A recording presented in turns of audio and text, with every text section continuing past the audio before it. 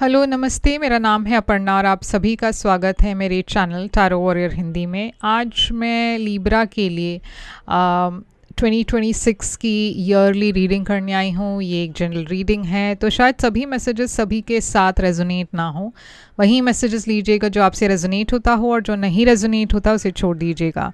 इस चैनल को सब्सक्राइब ज़रूर कीजिए अगर आपने अब तक सब्सक्राइब नहीं की हुई है तो, और लाइक कीजिए वीडियोस को, कमेंट कीजिए वीडियोस पर, ताकि मैं आपकी एनर्जी को टैप कर सकूं। एनर्जी टैपिंग से आपको आगे चलकर भी वीडियोस ज़्यादा रेजोनेट होंगे, तो ये करना भूलेगा नहीं। तो चलिए अब शुरू करते हैं। लीब्रा, आपके लिए 2026 में क्या मैसेजेस है, क्या आ रहा है आपके तरफ 2026 में। आपकी ओवरऑल एनर्जी 2026 की है 7 ऑफ पेंटिकल्स की। आपके लिए जनवरी टू मार्च, जनवरी से लेकर मार्च तक है किंग ऑफ पेंटिकल्स की एनर्जी। आपके लिए अप्रैल से जून तक है 4 ऑफ वॉन्ड्स की एनर्जी। जुलाई से लेकर सितंबर तक है डेविल की एनर्जी। और अक्टूबर से दिसंबर तक है आपके लिए हायरोफांट की एनर्जी। और आपकी आउटकम है ये कार्ड जो हम एंड में देखने वाले हैं कि क्या है। तो देखिए, आपकी ओवरऑल एनर्जी 2026 की है 7 ऑफ पेंटिकल्स। तो 7 ऑफ पेंटिकल्स एक ऐसी एनर्जी है जहाँ पे आपने मेहनत तो की है, इसके पहले आपने बहुत एफर्ट डाल दिया, बहुत अपनी एनर्जी आपने डाल दी। अब आप वेट कर रहे हो, बहुत पेशेंटली आप वेट कर रहे हो। अब ये फिनेंशियली किसी रिवॉर्ड के लिए आप वेट कर रहे हो। शायद आपने इन्वेस्टमेंट की है, शायद आपने अपने कंपनी में बहुत ज़्यादा मेहनत की है, और अब आप वेट कर रहे हो प्रमोशन के लिए, या फिर किसी इन्वेस्टमेंट का रिटर्न आपको मिल जाए, या फिर आपको लगता हो कि आपके बॉस आपको इस साल कुछ बहुत बड़ा रिवॉर्ड देंगे या कोई बहुत बड़ा बोनस मिलेगा। तो अगर वो आपकी एनर्जी थी पास्ट में, तो मैं देख रही हूँ कि आपको इस साल आपके रिवॉर्ड्स, आपके मेहनत का रिवॉर्ड्स ज़रूर मिलेगा। अगर आप किसी पर्सन के लिए वेट कर रहे थे या किसी सिचुएशन में, मतलब रिलेशनशिप के लिए वेट कर रहे थे, तो वो भी मुझे लग रहा है कि इस साल 2026 में आपकी पेशेंस काम कर जाएगी। तो चलिए क्लैरिफाई करते हैं कि ये क्या है 7 ऑफ पेंटिकल्स। तो यहाँ पे एम्परर एनर्जी है। तो जैसे मैंने कहा, आप में से बहुत लोगों के लिए प्रमोशन दिखाई दे रहा है, एक थोड़ा और पावर दिखाई दे रही है आपके करियर में। आप थोड़ा और पावरफुल पोजीशन में जा रहे हो। आपके लाइफस्टाइल में चेंजेस आ रही है, और मैं देख रही हूँ काफ़ी डिसिप्लिन के साथ, काफ़ी स्ट्रक्चर के साथ आप 2026 में आगे बढ़ रहे हो। यहाँ पे मैं देख रही हूँ कि हर्मिट एनर्जी भी है। तो आप में से, जैसे मैंने कहा, कुछ लोगों के लिए आप सेपरेटेड हो किसी से, और अगर ऐसी बात है तो शायद 2026 में एक बदलाव भी आ जाए। हर्मिट एनर्जी एक बहुत ही वाइज पर्सन की भी एनर्जी है। तो 2026 में 2026 स्टूडेंट्स के लिए भी बहुत अच्छा है। अगर आप कुछ सीखना चाहते हो, पढ़ना चाहते हो, तो 2026 आपके लिए काफ़ी फ़ायदेमंद हो सकता है। या फिर आप किसी चीज़ पर रिसर्च करना चाहते हो, तो वो बहुत ही अच्छा महीना है, साल है। इसके अलावा मुझे ऐसा लग रहा है कि आप अपने काम पर ज़्यादा आपका फोकस रहेगा।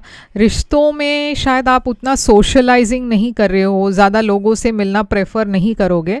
मगर चलिए देखते हैं कि क्या आपकी बाकी के कार्ड्स क्या कहती है। तो जनवरी से लेकर मार्च तक किंग ऑफ पेंटिकल्स की एनर्जी है। किंग ऑफ पेंटिकल सक्सेस की एनर्जी है, financial success, career success, investments में सक्सेस। तो काफ़ी फिनेंशियल ग्रोथ है। देखिए, फिर से मुझे आ रहा है 9 ऑफ पेंटिकल्स की एनर्जी। ये फिर से मुझे एक फिनेंशियल ग्रोथ की ही एनर्जी लग रही है। बहुत लग्जरी वाली लाइफ, कोई किसी भी चीज़ की कमी नहीं लग रही, और आप अपने ही एनर्जी में खुश हो, आप अपना काम कर रहे हो, किसी और पर डिपेंडेंट नहीं हो, और बहुत फिनेंशियली इंडिपेंडेंट एनर्जी दिखाई दे रही है यहाँ। अब इसे क्लैरिफाई करते हैं। और क्वीन ऑफ सोर्ड्स की एनर्जी भी है। तो क्वीन ऑफ सोर्ड्स एक थोड़ा सा डिफेंसिव एनर्जी है। तो मान लीजिए अगर आप सिंगल हो, तो मैं देख रही हूँ कि लोग आपसे बात करने से डरते हैं, क्योंकि आप बहुत डिफेंसिव हो। आपके सामने ये जो तलवार आपने पकड़ा हुआ है, ये क्लैरिटी की तलवार है, ये वर्ड्स की तलवार है। आप जो भी कहते हो बहुत सच्चाई के साथ कहते हो, और कुछ लोगों को शायद ये हज़म नहीं हो रहा, या कुछ लोग आपसे डरते हैं क्योंकि उनको पता नहीं आप कैसे रिएक्ट करोगे या फिर आप क्या कह दोगे। तो क्वीन ऑफ सोर्ड्स बहुत ही एक क्लैरिटी की एनर्जी तो है ही, मगर थोड़ा सा एक टफ एनर्जी भी है। तो आप हर चीज़ को बहुत स्ट्रेट फॉरवर्ड होकर कह रहे हो, और बहुत हाई बाउंड्रीज़ है आपकी। बहुत लोग शायद आपको अप्रोच भी करने की कोशिश करेंगे, मगर आप बहुत डिफेंसिव हो। आप किसी को भी बिना वजह एंटरटेन नहीं करते, आप किसी को भी अपनी मतलब ज़्यादा एफर्ट आप नहीं डाल रहे, क्योंकि आप सिंगल और इंडिपेंडेंट होने में ही खुश हो, आपको किसी की ज़रूरत नहीं लग रही। ओके, तो क्वीन ऑफ सोर्ड्स कभी कभार एक डिवोर्स्ड पर्सन की भी एनर्जी होती है। तो आप में से कुछ लोग शायद डिवोर्स के प्रोसीजर से गुजर रहे हो, सेपरेशन में हो, ऐसा भी हो सकता है। तो मैं देख रही हूँ पहले 3 महीनों में आप काफ़ी खुश हो अकेले ही, अपने करियर को लेकर आप बहुत बिज़ी हो, और उसमें ही आप बहुत अपना आपका पूरा वक्त उसमें ही जा रहा है। अब अप्रैल में, जून में मैं एक सेलिब्रेशन देख रही हूँ। अब ये फैमिली में कोई सेलिब्रेशन हो सकती है, या फिर आपके ही लाइफ में कोई सेलिब्रेशन हो सकता है जहाँ पे आप किसी से रिकनसाइल कर रहे हो, या फिर आपकी शादी की एनर्जी दिखाई दे रही है यहाँ पे। तो काफ़ी स्टेबिलिटी है आपके रिलेशनशिप में, या फिर आप शादी करने का डिसीजन ले रहे हो। ओके, तो ये सिंगल लोगों के लिए बहुत ही एक अच्छी एनर्जी है। 3 ऑफ सोर्ड्स है यहाँ, तो 3 ऑफ सोर्ड्स एक हार्ट ब्रेक की एनर्जी भी है, मगर आप उस हार्ट ब्रेक से हील कर रहे हो। तो जैसे मैंने कहा, पास्ट में आप एक सिंगल एनर्जी में थे, और अगर ये आपकी एनर्जी है जहाँ पे आप किसी से सेपरेटेड हो, तो यहाँ पे हीलिंग एनर्जी है, और यहाँ पे रिकन्सिलिएशन की एनर्जी है। अगर आप में से कुछ लोगों ने डिसाइड कर ही लिया है कि किसी से सेपरेट होना ही है, तो फिर यहाँ पे मुझे ऐसा लग रहा है कि एक रिश्ता ख़त्म हो रहा है, एक एंडिंग हो रही है, एक ब्रेकअप हो रहा है, और ये थोड़ा सा आपको दुखी कर रहा है। आप थोड़े से डिप्रेस्ड हो, थोड़ा सा आपको डिसअपॉइंटमेंट्स भी है, मगर अच्छी बात ये है कि आप इससे बाहर ज़रूर निकलोगे। आप हमेशा इस एनर्जी में नहीं रहने वाले।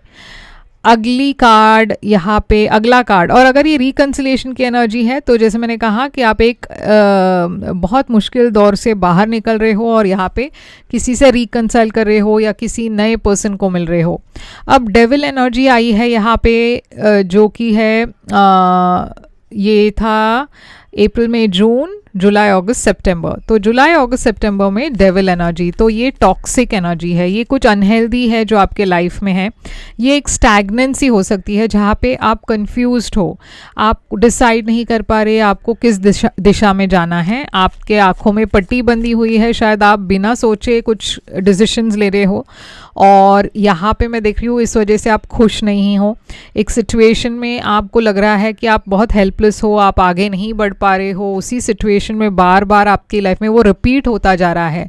तो ये डेविल है, क्योंकि आप एक ऐसे चक्रव्यूह में फंसे हो जहाँ पे आपको खुद बाहर आना है, मगर आपको लगता है आप नहीं बाहर आ सकते।